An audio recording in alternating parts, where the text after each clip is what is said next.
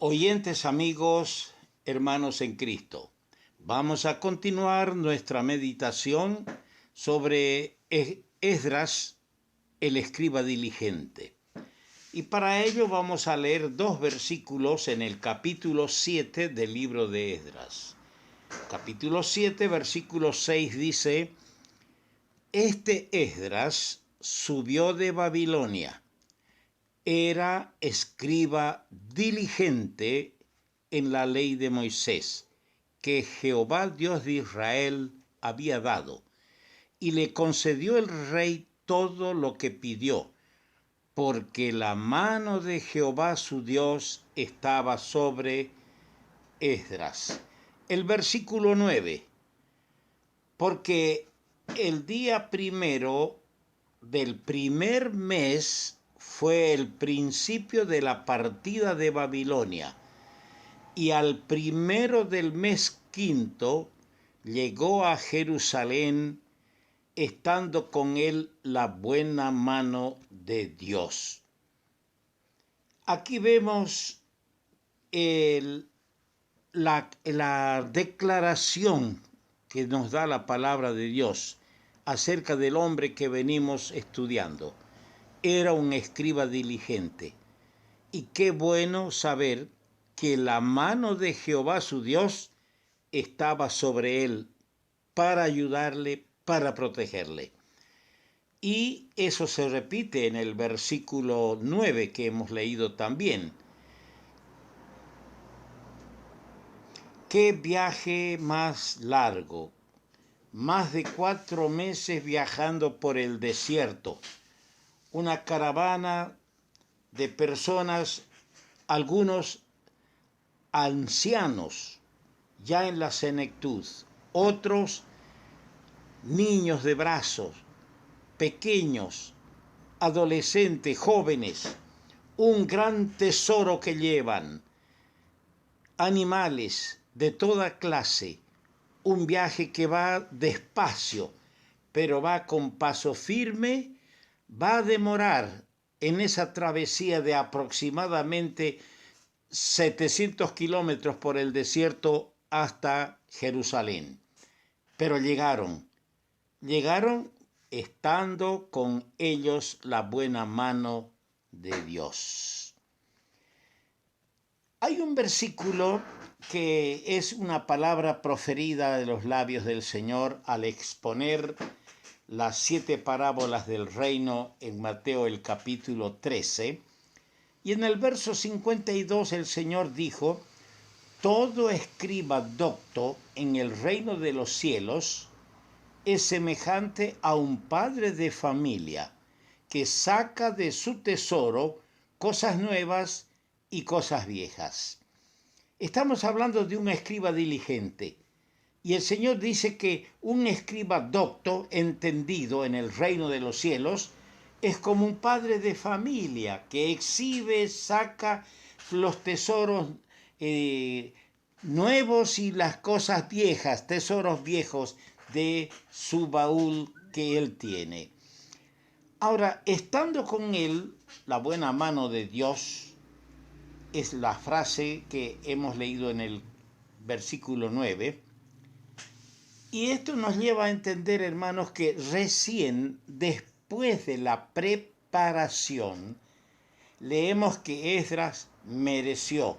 Después que Dios lo preparó, él mereció recién la confianza desde la persona del rey hasta la de sus compatriotas. Qué lindo es cuando esto ocurre con un redimido, con un hijo de Dios, que merece la confianza de todos sus hermanos en Cristo y aún de las autoridades.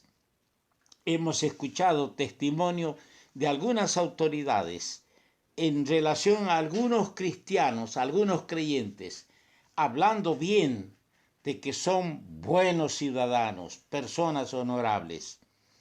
Ahora, Esdras recibió autoridad, gracia y la evidente mano de Dios sobre él para guiarle y prosperarle en todo. Recordemos, hermanos, este ejemplo. y se verá que antes de acometer la obra bajo el entusiasmo carnal o a veces la improvisación nuestra, está la imprescindible preparación espiritual que se requiere de quien ha de ocuparse en una obra espiritual y donde el poder en esa obra espiritual para llevarla a cabo, en el poder reside en el Espíritu Santo de Dios. Que estas palabras sean como un faro que ilumine en el entendimiento, en el sentir de hermanos que apetecen el obispado, de hermanos que apetecen ministrar la palabra, porque a veces, llevados por nuestro entusiasmo, siendo jóvenes, decimos y pedimos y queremos que se nos confíe el derecho a estar en el púlpito para enseñar. Y entonces aquí viene esta recomendación, mi querido hermano, mi joven hermano, con todo amor, con todo cariño. No te dejes arrastrar por un entusiasmo carnal y no te arriesgues a ir al púlpito a querer enseñar bajo una improvisación. Está antes de eso la necesidad imprescindible de prepararte espiritualmente, porque te vas a ocupar no de una obra, no de un trabajo material, es una obra espiritual que requiere que el que lo va a hacer entienda que el poder para llevar a cabo esa obra en la iglesia reside en el Espíritu Santo de Dios. Esdras era un escriba diligente, así hemos leído en el versículo 6.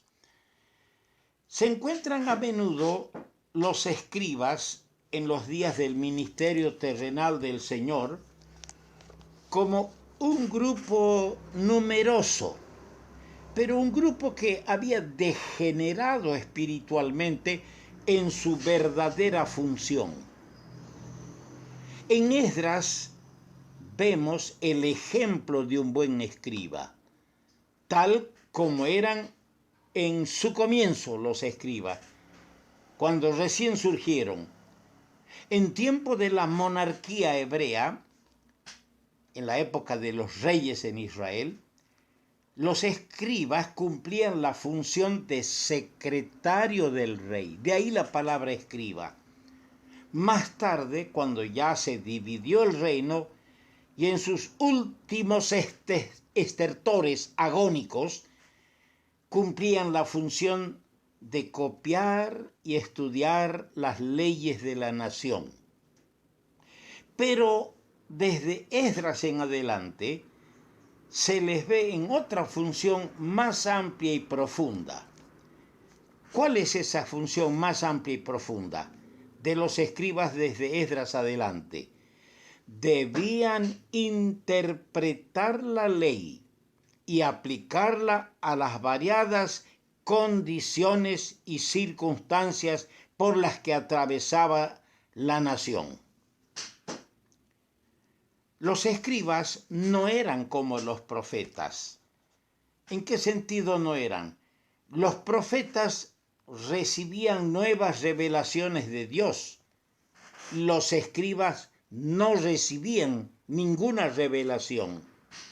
Los escribas se abocaban a explicar aplicando las antiguas revelaciones que ya existían. Y Esdras muestra en su preparación espiritual la triple fase del desarrollo de esa preparación. ¿Cuál es? Está claro en el verso 10. Para inquirir, para cumplirla y para enseñar en Israel los estatutos y decretos de Dios. Y saben, hermanos amados, el orden así establecido no debe alterarse.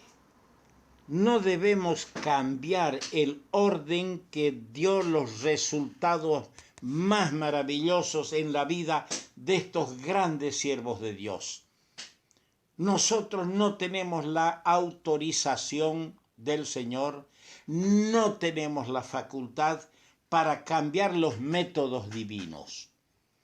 Si tú quieres ser un creyente exitoso en la vida espiritual, si quieres ser un creyente de bendición en medio del pueblo de Dios, prepara tu corazón para investigar, para estudiar, para inquirir todo lo que Dios tiene en su palabra.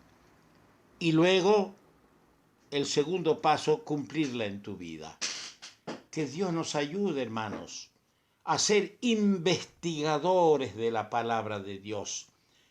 Hoy por hoy, el Internet, el Facebook, las redes sociales, se ha prestado para todo. Da terror leer y escuchar lo que predicadores, nuevos apóstoles, nuevos profetas, según ellos, nuevos apóstoles y profetas, interpretan las circunstancias que hay ahora, le hacen su rebusque para aplicarlo a la palabra. Todo el mundo ha surgido como enseñador, todo el mundo quiere hacer escuchar su voz. No importa si está adulterando la palabra, no importa si está transgrediendo el orden divinamente establecido. Los escribas no recibían nuevas revelaciones, sino que ellos explicaban las revelaciones que recibían los profetas. Y acá tenemos, como dije, el modelo: inquirir, cumplir y luego enseñar. Ese es el orden que tenemos que seguir.